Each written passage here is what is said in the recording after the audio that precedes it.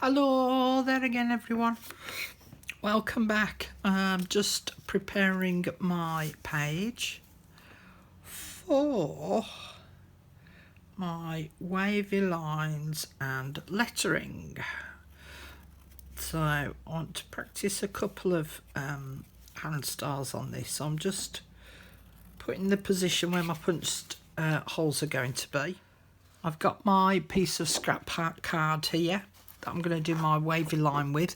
Now you could draw yourself a wavy line, but I'm going to live dangerously and just cut it out freehand.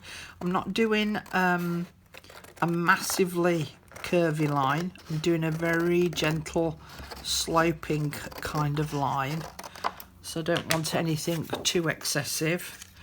So that will do me nicely. Now what I thought about doing was, because of the kind of colourway that I've chosen for my journal, what I thought about doing was actually using my distress inks and just running it over the edge of where the card is. Now I've already worked out what I'm going to use to write, and that one I'm going to thank Diane Ravely for. Because I was watching one of her videos recently, and she showed something with a saying on that I thought was quite comical. So you need to be careful when you're doing it with your distress inks, these wavy lines, because you think, oh, you know, I've not done too much colour there. But if I remove this, you can see, you know, it's actually darker than you actually realise.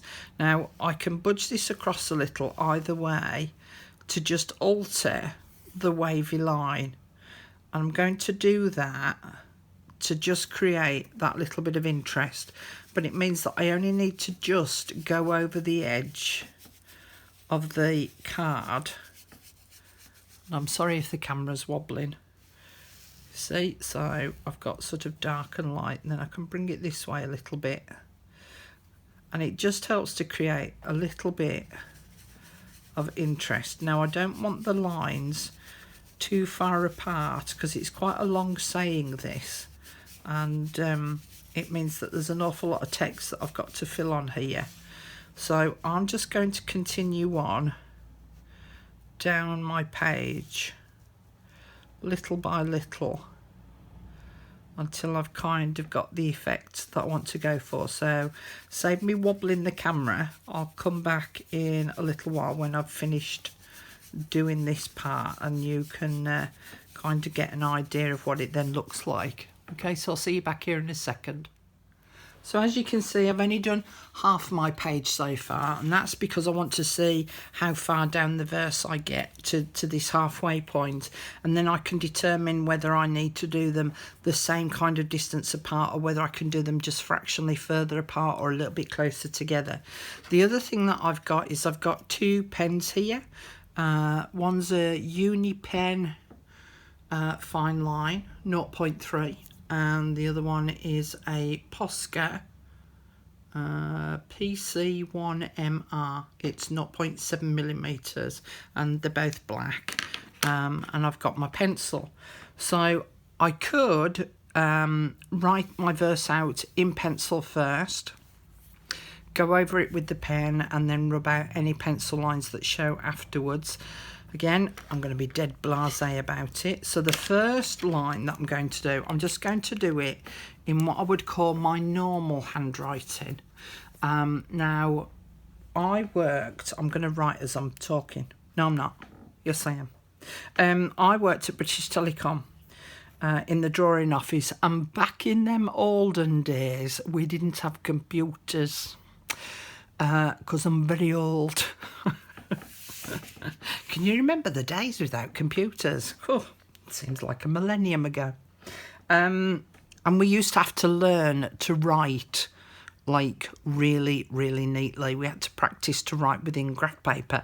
I already kind of wrote that way anyway, so it wasn't so much of a hardship. But what I'm going to do is where the shadow line is, where the edge of the line is, I'm going to use that as my guide to write on. And I'm going to follow the curve. So my writing isn't all going to be vertical like that all the way along. It's going to tip and tilt around the curve. Okay, so let's start this off with, I've taken a picture of the one that Diane did so that I could remind myself of it all, because it's quite a lot of words. A fact is information. Okay, come on, work pen. So if I make a boo-boo, I can't rub it out. A fact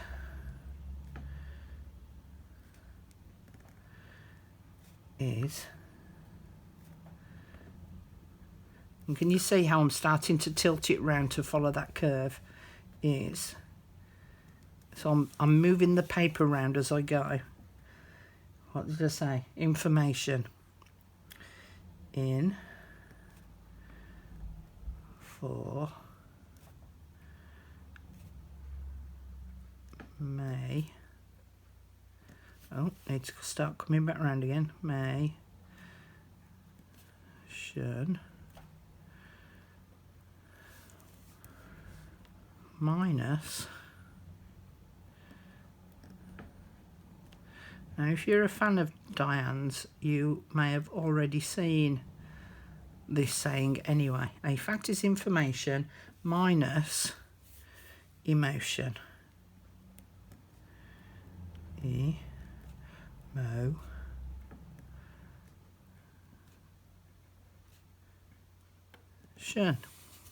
Okay. The next part is, an opinion is information plus experience. So I'm going to do this next line in a different style of handwriting, and I'm actually going to use the one that Diane uses quite a lot, which is the ones with little dots on the end of them. So I'm going to do this a lot bigger. And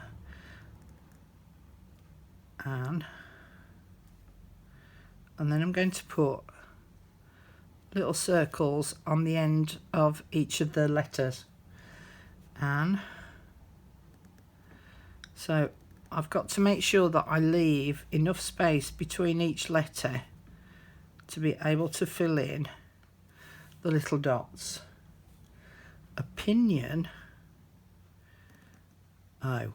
Now then, O hasn't got a start or a stop line, so I'm just going to add one in the top there. And opinion. Now the P is going to have to go below the line. And opin.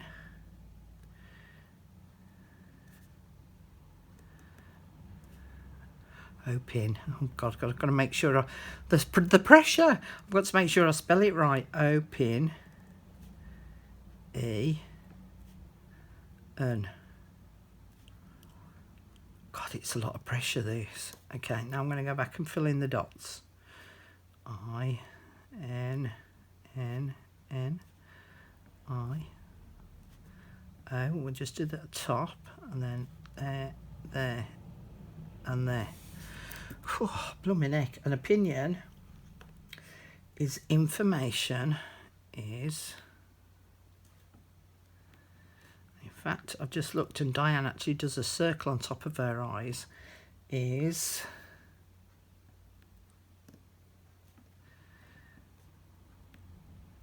Oh God, I'm under pressure. I'm under pressure. I keep forgetting the words. Information. Right, okay. Spell it right again, Carol. In, and leave a space between each letter. In, for...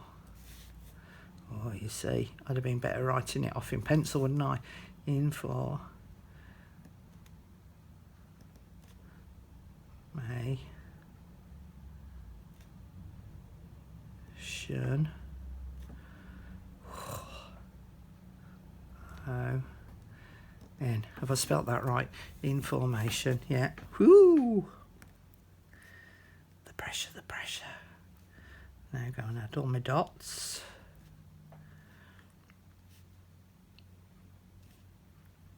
On above the O.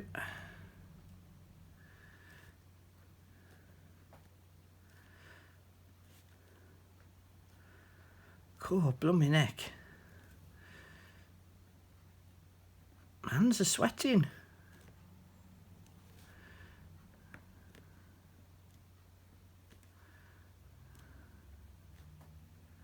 Right, an opinion is information plus experience.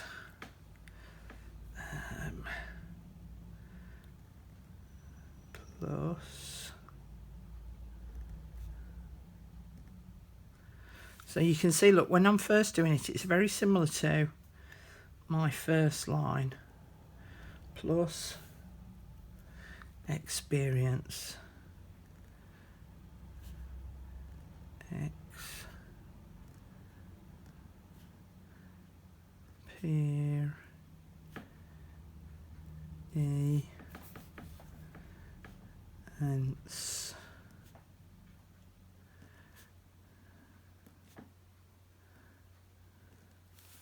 Okay, now go back and do all my dotty bits.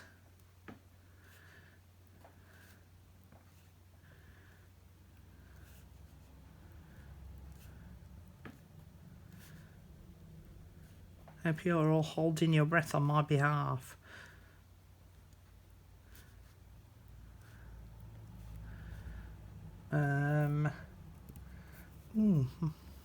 Maybe just do one on the end of the E.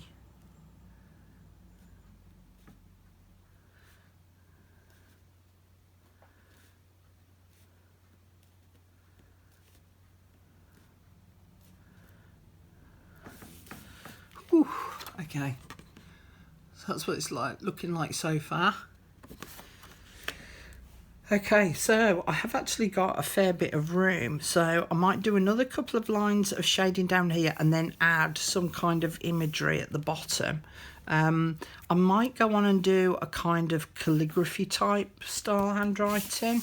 So I might get, let's have a look. So I've got these pretend calligraphy pens, or they're called manuscript italic pens. Okay, so I've got F is for fine, M is for medium, and they're kind of a chiseled nib, so that they've got, you might not be able to see that very well, but it's actually got like a flat straight edge, and you hold it at a 45-degree angle so that you can do things like this. Now, I think that because I've used them so much over time, I don't get the thick and the thin lines like you're supposed to. So let's just try with the, that's slightly better.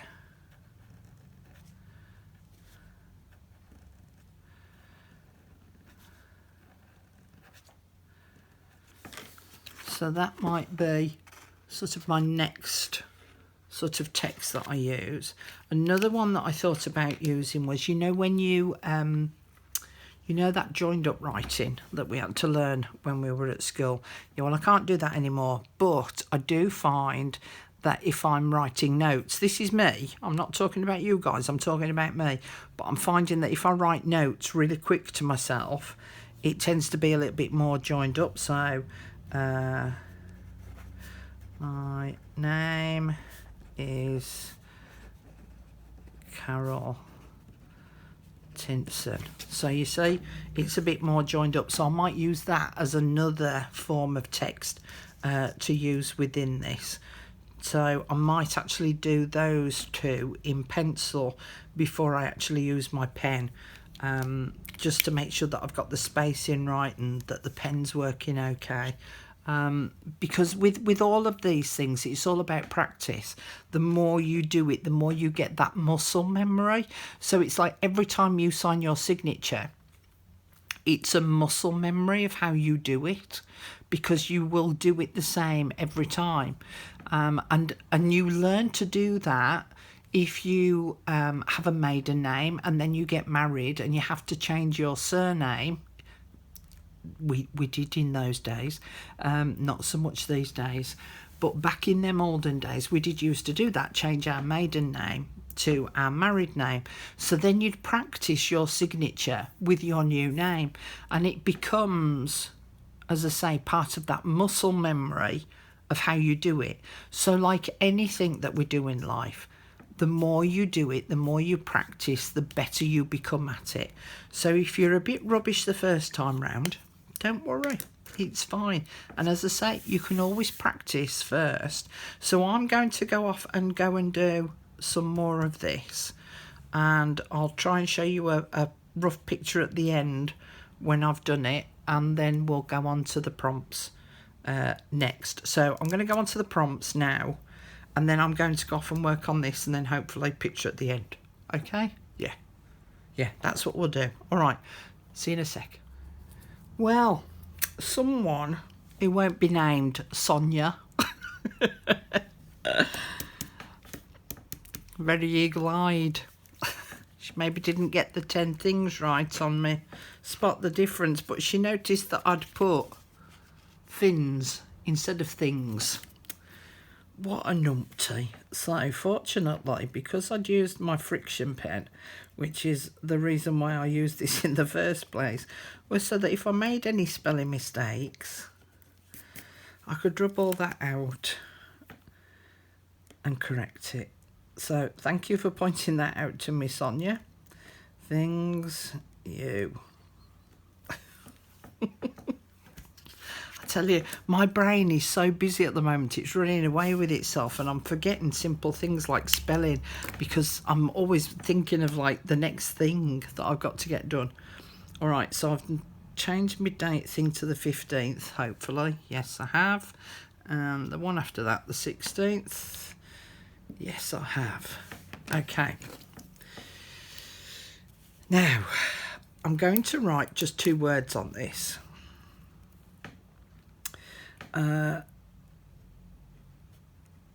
If I can spell them correctly, that is Japanese symbol.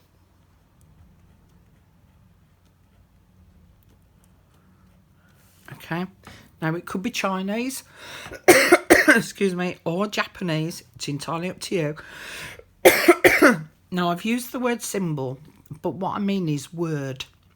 So if you need to go and find a Japanese word or a Japanese or a Chinese word, you know, in their lettering style, you need to find out what the meaning of it is and then do an interpretation of it on your page. So let's say you find the Japanese word for love, or the Japanese symbol, you know, that depicts the word love. And then you could do all love things on your page. You could pick lotus flower and use the symbols for that. So it's about recreating that symbol, stroke, letter, stroke, word onto your page using their language, Japanese or Chinese, and then interpreting that into some form of imagery on your page. Okay, so I'm quite looking forward to doing that one. And then the next one, this is another moderator one. As I said before, I gave the list of prompts to the moderators and said, pick out of those, because there was more than what we needed for the month. Pick out of those one of the ones that you would like to see to be done. So this one is Maureen's prompt, and it is use that one thing you have lots of. Now, we can't all deny the fact, whether you're a beginner, only just starting out or whatever, we can't deny that there are some things we've got a ton of. So see if you can look through your stash, think about what you've got a lot of that you could incorporate into a journal and then use it to make your page. All right, so those are your 2 prompts. Japanese symbol. In fact, I'm going to put Japanese symbol stroke word there. Japanese symbol stroke word and use that one thing you have lots of. Now I've got to a point now where when I put that one in, I've now run out of slots. So I'm going to have to do some more of these to put on my back cover so that I can incorporate these into the back. In fact, I think, if I remember rightly, 14th and 15th fits in. Yeah, and then I need to do the 16th on the back page. So I've got that to do now as well. Ooh, lots to do. Okay, I'm going to carry on with my words from this saying of Diane's, and I will add some pictures at the end of the video. All right, I made a boo-boo. I'm gonna have to see about trying to cover that up. Now the other thing that I thought about doing, because there's another line to go under this, but what I thought about doing was using my 0.3 and actually just drawing some lines underneath where the curve is, and it would just highlight that line a little bit more and also add that little bit more interest to the page.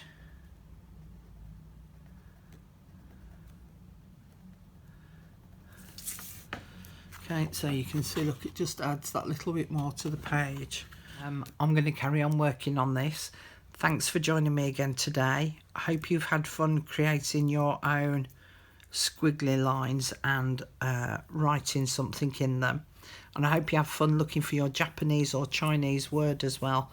As I say, I'm really looking forward to that one. So I'll see you in the next video. Bye for now.